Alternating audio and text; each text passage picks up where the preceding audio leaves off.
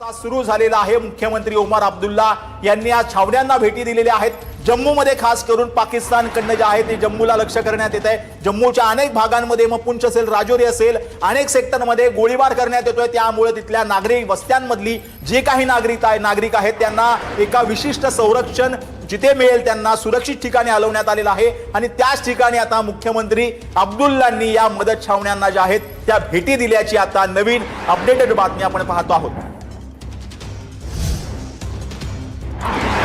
तर नवीन बातमी आपण पाहतो आहोत। भारताचा पाकिस्तानवरती आता जे आहे ते भारताने हल्लाबोल केलाय। पाक व्याप्त काश्मीरमध्ये भारताने प्रतिहल्ला केलेला आहे।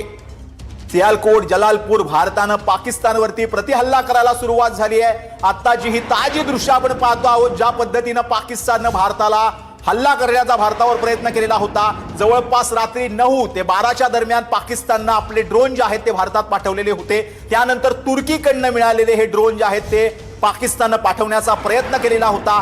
स्वतःची कुठलीही कुवत नसताना तुर्कीकडनं हे ड्रोन जे आहेत ते पाकिस्तानने घेतलेले होते आणि तेच भारतावरती टाकण्याचा प्रयत्न केला, परंतु त्यांचे ते सगळे फुसके ड्रोन निघाले।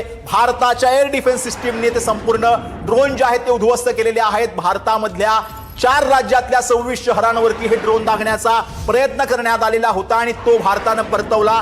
S-400 या भारताच्या एअर डिफेन्स सिस्टीमनं हे संपूर्ण ड्रोन जे आहेत ते उधळून लावलेले आहेत, ते नेस्तनाबूत केलेले आहेत आणि त्यानंतर भारताने आता पाकिस्तानवरती हल्लाबोल केलाय। जोरदार हल्ला जो आहे तो चढवायला सुरुवात केलेली आहे। पाकिस्तानातल्या ओमकारामध्ये भारतीय सैन्याचा जोरदार प्रतिहल्ला जो आहे तो पाहायला मिळतोय। पाकिस्तानच्या अनेक शहरांवरती सध्या भारताने हल्ले चढवलेले आहेत। यामध्ये सियालकोट, जलालपूर, त्यानंतर खैरान सेक्टरमध्ये भारताने हल्ले केल्याची माहिती जी आहे ती आता समोर येते।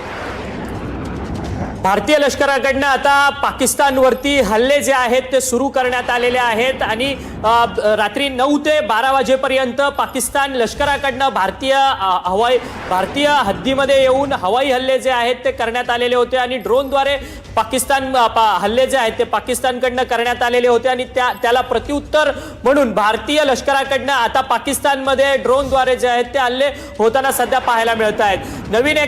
नवीन ब्रेकिंग बातमी येते। देशातले 32 विमानतळ तात्पुरती जी आहेत ती बंद करण्यात येणार आहेत। सुरक्षेच्या कारणास्तव 9 ते 14 मे पर्यंत बंद ठेवण्याचा निर्णय जो आहे तो घेण्यात आलेला आहे। उत्तर आणि पश्चिम भारतातील विमानतळ बंद ठेवण्याचा महत्त्वाचा निर्णय जो आहे तो हवाई मंत्रालयाकडनं घेण्यात आलेला असल्याचं पाहायला मिळतंय। आताच्या घडीची सगळ्यात महत्त्वाची बातमी